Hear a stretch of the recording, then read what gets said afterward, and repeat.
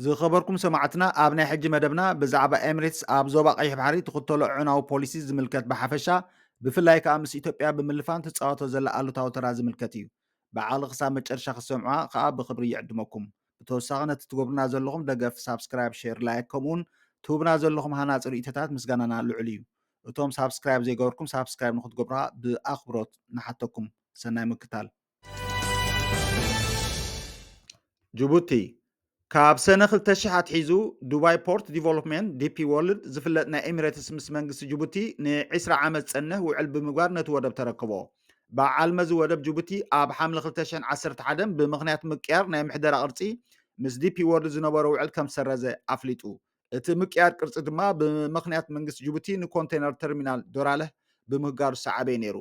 በዚ ዘይተሰማምዐ ዲፒ ወርልድ ንመንግስቲ ጅቡቲ ኣብ ዓዲ እንግሊዝ ኣብ ዝርከብ ቤት ፍርዲ ኣቅረቦ። እቲ ቤት ፍርዲ ከዓ እቲ ምስራ ዝውዕል ዘይሕጋዊ እዩ፣ ስለዚ እቲ ውዕል ይቐፅል ክብል ድማ በየነ። እንተኾነ ጅቡቲ ብናይ ዲፒ ወርልድ ኣካይዳ ኣዝያ ኣማራ ብምፅናሓ ንከይትቕፅሎ ወሰነት። ብቤት ፍርዲ ዝተወሰነላ 530 ሚልዮን ዶላር ካሓሳ ብምኽፋል ከዓ ኣብ 2018 እቲ ውዕል ተሰረዘ። ኣብዚ ክጥቀስ ዝግብኦ እዚ ሕጂ ምስ መንግስቲ ኣብይ ሕግግብ ትብል ዘላ ኤሚሬትስ ኣብ ጅቡቲ ኣብ ዝነበረሉ እዋን በቢግዚኡ ታሪፍ ናይ ወደብ እናወሰኸት ንኢትዮጵያ ተሰቐ ዝነበረት ሃገር ምዃና እዩ። የመን ነቲ ኣብ መንጎ የመናውያን ዝተበገሰ ኩናት ሓድሕድ ምስ ስዑድ ዓረብ ብምውጋን ነቲ ሕቱ ተባሂሉ ዝፅዋዕ ብኢራን ዝድገፍ ሓይሊ ንምጭፍላቕ ተሰለፈት። መርገፂ ኤርትራውን ነቲ ሕጋዊ መንግስቲ ዝድግፍ ስለ ዝነበረ ብኡ መሰረት ኣብ 2015 ኤሚሬትስ መደበር ኣየር ኣብ ዓሰብ ተፈቕደላ እሞ ካብ ዓሰብ እናተበገሰት ንጉጅለ ሕቱ ተጥቅዕ ነበረት። ኤሚሬትስ ስዑድ ዓረብን ዋላውን ኣንጻር ጉጅለ ሕቱ ይበገሳ እምበር ኤሚሬትስ ግን ክንዲ ነቲ ማእኸላይ መንግስቲ ብምሕጋዝ ኣንጻር ሕቱ ትዋጋእ ናታ ሓደ እኳ ከይኮንሲ ሰለስተ ጉጅለታት ሙሉእ ብሙሉእ ባዕላ እንዳመወለት ኣንጻር ሕቱን ከምኡውን ንማእኸላይ መንግስቲ ቅሳነት ዝህቡ ኣንጫጭሐት። ኣብ 2019 ኣንጻር ሕቱ ትገብሮ ዝነበረት ውግእ ደው ኣቢላ ነቶም ካብ የመን ክፍለዩ ዝደልዩ ባዕላ ዝፈጠረቶም ኣብ ምሕጋዝ ተፀምደት። ምስ ስዑድ ዓረብ ዝነበራ ኪዳን ከዓ ኣብ ሓደጋ የእተወቶ። ንሰሜን ገዲፋ ናብ ደቡብ ብምዝምባል ከዓ ኣብ ደቡባዊ ሸነኽ የመን በቶም ዝፈጠረቶም ኣቢላ ኣብ ምብራቃዊ ሸነኽ ቀይሕ ባሕሪ ቦታ ንምቁፃር ነይሩ ዕላምኡ። ሓንቲ የመናዊት ፕሮፌሰር ሻሪን አልአዳኒ ዝተባሃለት ከም ዝበለቶ ዕላማ ኤሚሬትስ ብኣኣ ዝዝወር መንግስቲ ተቃዊምካ መፃቦ ቤል ኣልመንደብ ንምቁፃር ኢላ። ኤሚሬትስ ዋላ እውን ኣብ 2020 ብዕሊ ካብቲ ውግእ ከም ዝሰሓበት እንተገለፀት ነቶም ተገንፀልቲ ትገብሮ ሓገዝን ጌና ቀፃሊ ዘሎ።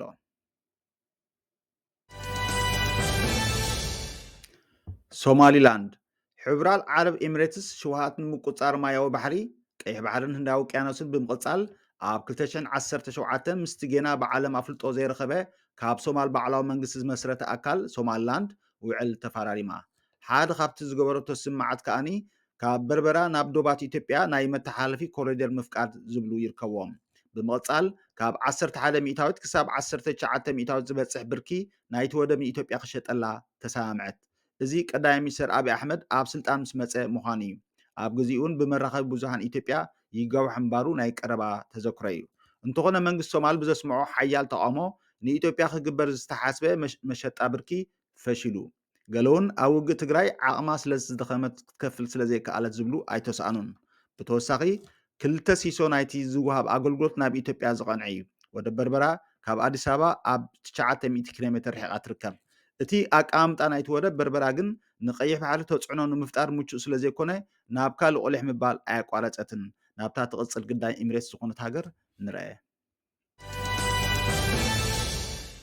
ሊብያ ሕቡራት ዓረብ ኤሚሬትስ ነቲ ዘይዓግብ ሸውሃት ኣብ ምቁፃር ቀይሕ ባሕሪ ከይተደረተት ኣብ ሜዲተራንያን ባሕሪ እውን ህላዋን ንምርጋፅ ነታ ምዕራባውያን ኣይህልውቲ ኣይቅብርቲ ገይረን ዝገደፋ ሊብያ ተወሳኺ ፀገማ ሓዊ ንምውሳኽ ኣብ ምስራሕ ትርከብ። ሰነ 2019 ኣባላተን ክልተ ንሽሙ ናይ ውልቂ ወታደራት ትካላት ዝበሃላ ብመንግስቲ ኤሚሬትስ ዝምወላ ዕሱባት ኣባላተን ካብ ዱባይ ናብ ሊብያ ከም ዝተጓዓዙ ሚድል ኢስት ኣይ ኣብ እዋኑ ሓቢራ ነይራ። እተን ክልተ ትካላት ላንክስተር 6 ዲኤምሲሲን ኦፕቱስ ካፒታል ኣሰት ሊሚትን ዝበሃላ ኮይነን ነቲ ብከሊፋ ሓፍታር ዝምራሕ ሊብያ ናሽናል ኣርሚ ኣብ ትሪፖሊ ምቕማጡ ማእኸላይ መንግስቲ ንምዕላው ዝቃለስ ግንባር ሓገዝ ንምቕራብ እዩ። ካብቲ ናይ ሓፍታር ዝተገብረ ሓገዛት ሄሊኮፕተራት፣ ድሮናት ከምኡ ናይ ሳይበር ዓቕምታት ክብ ንምባል ዝግበሩ ሓገዛት እዮም። ኣብዚ ግዜ እዚ ሕቡራት ዓረብ ኤሚሬትስ ኣብ ምብራቅ ሊብያ አልማርጅ ዝተባሃለ ቦታ ወታደራዊ ማዓስከር ብምቓም ነቲ ኣብ ዝሓለፈ ቀረባ ግዜ ዝተፈላለዩ ዕጡቓት ጉጅለታትን ማእኸላይ መንግስቲ ሊብያን ዝተገብረ ሓባራዊ መንግስቲ ንምምስራት ዕላማ ዝገበረ ስምምዕ ንምፍሻል ብመገዲ ሓፍተር ኣቢላ ሰላም ከየበለት ትሰርሕ ኣላ። ካብ ልቢ ሊብያውያን ክጠፍእ ዘይክእል ገበን ብምፍፃም ከዓ ብዕድል ሊብያውያን ትፃወት ኣላ። ናብታ ትቕፅል ግዳይ ሃገር ንስገር። ሱዳን መንግስቲ ሕቡራት ዓረብ ኤሚሬትስ እቲ ልሙድ ጠባየቱ ኣብ ሱዳን ክሪኦ ግዜ ይወሰደሉን ውግእ ሓድሓድ ሱዳን ኣብ ሚያዝያ 2023 ከም ተጀመረ ዝፍለጥ ኮይኑ ጋዜጣ ዘጋርድያን ብዕለት 30 ሚያዝያ ኣብ ዘውፃእቶ ሕታማ ኤሚሬትስ ብመገዲ ከሊፋ ሓፍታር ኣቢላ ቃፍላይ ናይ ዓበይቲ መኻይን ብርኪ ዝበለ ኣፅዋር ተተኮስቲ መድሃኒትን ካልእን ነቲ ብጀነራል ደጋሎ ዝምራሕ ሓይልታት ወሃብቲ ቅልጡፍ ደገፍ ከም ዘቕረበት ኣፍሊጣ ድሕሪኡን ክሳብ ናይ ድሮን መከላኸልቲ ነፈርትን ብመገዲ ሊብያ ጌራ ትሕግዝ ከም ዘላ ዝተፈላለዩ ምንጭታት ክሕብሩ ፀኒሖም ኣለዉ። ኣብዚ ጠንቂ ሞት ናይ ኣሽሓትን ምዝንባል ሚልዮናት ዝኾነ ውግእ ሕቡራት ዓረብ ኤሚሬትስ ኢዳ ብደም ተሓፂባ ትርከብ። ኣብዚ ግዜ እዚ እቲ ብጀነራል ዓብደልፈታሕ አልቡርሃን ዝምራሕ መንግስቲ ቀንዲ መደበሩ ካብ ካርቱም ናብ ፖርት ሱዳን ግዒዙ ይርከብ። እዚ ከዓ ብምክሪ ናይተን ደገፍቱ ዝኾና ግብፅን ቱርክን ከይኮነ ኣይተርፍን ይብሉ ተንተንቲ ፖለቲካ ናይዚ ከባቢ። ምክንያቱ ይብሉ ሳቶም ሕቡራት ዓረብ ኤሚሬትስ ብወገን ሱዳን ንቀይሕ ባሕሪ ንምቁፅፃር ንሓይልታት ዳጋሎ ትሕግዝ ምህላዋ ስለ ዝፍለጥ ይብሉ። ጀነራል ዳጋሎ ንዝበዝሐ ሱዳን ተቋፂሩ እንተዳ ገማግም ቀይሕ ባሕሪ ሱዳን ክሕዝ ዘይከኣለ ዓብ ፍሽለት ንሕቡራት ዓረብ ኤሚሬትስ ምዃኑ ክኢላታት ፖለቲካ ዝኸባቢ ይዛረቡ። ሕጂ እውን እቲ ሸውሃት ኤሚሬትስ ኣያገመን እታ ቀፂላ ኣብ ታርጌት ዘላ ሃገር ከመን እያ? እስከ ተኸታተሉ። ኤርትራ ኣብይ ኣሕመድ ዘይተገርዐ ፈረስ ኤሚሬትስ ኣብዚ ኣቐድም ኣቢልና ብሕፅር ዝበለ መልክዕ ግን ከዓ ባህርያትን ኣጠማምታን ፖሊሲን ሕቡራት ዓረብ ኤሚሬትስ ዝእምት ክንርኢ ፀኒሕና ኣለና። ካብ ተመክሮ የመን፣ ሶማል፣ ሱዳን ከምኡን ሊብያ ከም ዝተኻተልናዮ ሕቡራት ዓረብ ኤሚሬትስ ምስ ተቃወምቲ ወይ ነቲ ዘሎ መንግስቲ ናይ ሓንቲ ሃገር ብሓይሊ ንምዕላው ንዝቃለሱ ጉጅለታት ብምዕጣቅያ ኣብ ዞባ ቀይሕ ባሕሪ ተፅዕኖ ክትገብር ትፍትን። ኣብ ጅቡቲ ተሰይጋ፣ ኣብ የመን ከይተዓወተት ወፅያ፣ ኣብ ሶማል ኣብ ንግዳዊ ንጥፈታት ጥራሕ ተደሪታ፣ ኣብ ሱዳን ጌና ንጀነራል ደጋሎ ምሕጋዝ ተቆፅለላ፣ ኣብ ምብራቃዊ ሊብያ ግን ወታደራዊ ማዓስከር ኣቂማ ትርከብ። እዚ ሕጂ ምስ ኣብይ ኣሕመድ ተላፊና ከተካይዶ ትሕልን ዘላ ብዓይነቱ ፍልይ ዝበለ ዝገብሮ ግን ክልተ ነጥብታት ኣሎ። ሓደ እቲ ፈረስ ተወጢሓ ንቀይሕ ባሕሪ ከብፅሓ ተሓስቦ ዘላ ተቃዋሚ ዘይኮነስ መንግስቲ ምዃኑ፣ ክልተ ሓንቲ ሃገር ንካልእ ልዕላዊት ሃገር ብምውራር ክትግበር ዝድለ ዘሎ ዕላማ ምዃኑ እዩ። እቲ ዝገርም ግን ናይ ኤሚሬትስ ከምኡ ምሕሳባ ዘይኮነስ እቲ ነዚ ከይተበገሰ ብኩሉ መለክዒታት ማለት ብሕጋውን ወታደራዊትን ግጥም ከም ዝፈሽል ፍሉጥ ዝኾነ ዕዮ ገዛ ተሸኪሙ ህልቂት መንእሰያት ኤርትራን ኢትዮጵያን ከይዓጀቦ ላዕልን ታሕትን ዝብል ዘሎ ተልመዲን ፖለቲከኛ እዩ። እቲ ምክንያት ንምፍላጥ እዚ ዝስዕብ ድሕረ ባይታ ዝምድና እተን ክልተ ሃገራት ምርኣይ የድሊ። ኢትዮጵያ ኣብ ሕቡራት ዓረብ ኤሚሬትስ ኣብ 2004 ብደረጃ ቆንስል ኣብ አቡዳቢ ቤት ፅሕፈት ድሕሪ ምኽፋታ ኤሚሬትስ ብወገና ኣብ 2010 ኤምባሲ ኣብ ኣዲስ ኣበባ ከፊታ። እቲ ርክብ ክልተን ሃገራት ኣብ ግዜ መለስ ዜናዊ ዝተሰረተ እዩ። ይኹን እምበር ኢትዮጵያ ብፍቅሪ ኤሚሬትስ ክትቋናዞ ጀመረት ግን ድሕሪ ኣብይ ኣሕመድ ስልጣን መሓዝ እዩ። ስለምንታይ ግን ቀፂልና ንሪኦ እዩ።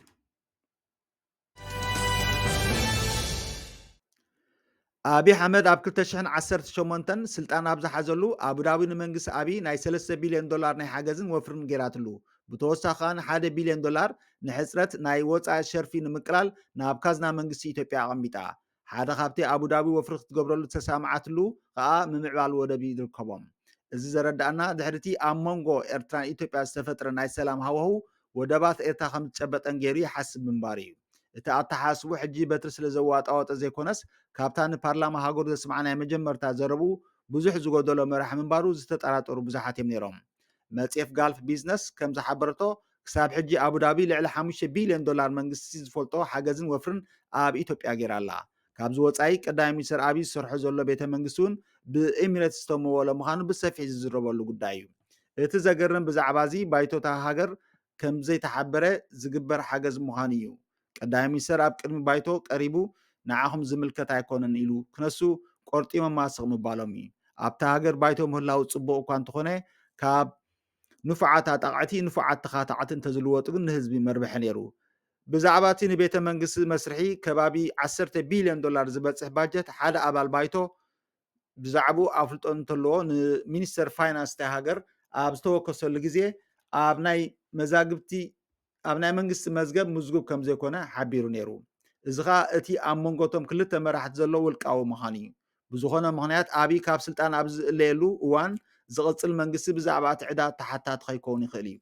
እዝን ካልእን ተደራሪቡ እዩ እምበኣር ቀዳማይ ሚኒስትር ኣብይ ንዘይከኣል ፕሮጀክት ቀይሕ ባሕሪ ወፍሪ ከበግስ ኣፅዋር ካብ ኢሚሬትስ ዝጓርት ዘሎ ብፍላይ ኣብይ ብዕሊ ክወርር ምዃኑ ምስ ተዛረበ ኢትዮጵያ ካብ ራሻ ኣፅዋር ክትዕድግ ዝሓተተቶ ኣሉታዊ ምላሽ ስለ ዝረኸበት ኣብ ዝሓለፈ ሰሙን ብፊልድ ማርሻል ብርሃኑ ጁላ ዝምራሕ ልኡኽ ኢትዮጵያ ኣብቲ ኣብ ዱባይ ዝተገበረ ምርኢት ኣፅዋር ካታሎግ ኣፅዋር ክገናፅል ዝቐነየ ብዝኾነ ዘይተገርዐ ፈረስ መንገዱ ብዓወት ክዛዝም ዘለዎ ዕድል ዳርጋ ዘየለ ምዃኑ ፍሉጥ እዩ። ምክንያቱ ዘይተገርዐ ፈረስ ፅዕነቱ ዘርጠብጠብ እንዳበለ ስለ ዝኸይድ ኣብይ ዘይተገርዐ ፈረስ ኤምሬትስ ካብ ዝቐፂለ መደምደምታ ከቕርበልኩም እየ። መደምደምታ ሕቡራት ዓረብ ኤምሬትስ ኣብ ዓዳ ትኽተሎ ናይ ቁጠባ ፖሊሲ ኣዝዩ ዝናኣድ ምዃኑ ዝከሓድ ኣይኮነን። ቅድሚ ቁሩብ ዓመታት በረኻ ዝነበረት ሃገር ናብ ምድረገነት ክቕይርዋ ምኽኣሎም ናእላ ይግብኦም እዩ። እንተኾነ ከምቲ ንሳቶም ዘመዝገቦ ቁጠባዊ ዕቤት ንካልኦት ዕድል ክንዲ ምሃብ ካብ ቤቶም ኣሽሓት ኪሎ ሜትራት ኣርሒቆም ሓዊ ምስዋር ግን ምስ ምንታይ ይቁፀር? ኤምሬትስ ብቁጠባ ጥራይ ዘይኮነት ናይቲ ዓዲ ሰላም እውን ዝድነቕ እዩ። ግን እዚ ሰላም ቀፃሊ ዝኸውን ናይ ካልኦት ሰላም ክትዘርግ ምስ ዘይትፍትን ጥራይ እዩ። ንኣብነት ካብ የመን ዝወፀትሉ ምክንያት ሓደ ኣብ መፃቦ ባብ ኣልሜንደብ ንቑጣ ሒዛትሉ ኣብ ዝነበረት እዋን ብሚሳይላት ህቱ ሰላም ስለ ዝሰኣነት እዩ። እቲ ካልኣይን ቀንዲ ምክንያት ከዓኒ ዕጡቃት ህቱ ብሓገዝ መንግስቲ ኢራን ነዊሕ ዝውንጨፍ ሚሳይል ናብ ስዑድ ዓረብን ናብ ኤምሬትስ ክውንጭፉ ምስ ጀመሩ ኣብ ዓብይ ስግኣት ብምውዳቅ ጠቕሊላ ክትወፅእ ወሰነት። ኣብተን ቀንዲ ከተማታት ኣቡዳብን ዱባይን ተጠቂዓ ነይራ እንተትኸውን እንታይ ዓይነት ነውፂ ምተፈጥረ ይኸውን? ዝኸበርኩም ተኻተልቲ እዚ ዝቐረበ መታን ብዛዕባ ኤምሬትስ ዘራጊ ጠባይን ኣብ ዞባ ቀይሕ ባሕሪ መባእታዊ ኣፍልጦ ክህልወና እዩ። እዚ ማለት ግን ናይ ኩሉ ነገራት እሳ ጥራሕ ተሓታቲት እያ ማለት ከም ዘይኮነ ክንፈልጥ ይግባእ። ካልኦት ተዋሳእቲ እውን ከም ዘለው ዘይምዝንጋዕ። ዝኸበርኩም ሰማዕቲ ስለምክታልኩም ኣዝየ ብልቢ የመስግን። መታን ናብ ብዙሕ ሰባት ክትበፃሕ ሸር ንክትገብሩ ብኣኽብሮት ሓተኩም። ስለምክታልኩም ብልቢ ነመስግን። ሳብስክራይብ ንክትገብሩ እናዘኻኽርና ንሕጂ ዝበልናዮ መደብ ኣብዚ ንዛዝም። ኣብ ዝቕፅል መደብና ክሳብ ንራኸብ ሰሰናየ ንምነየልኩም።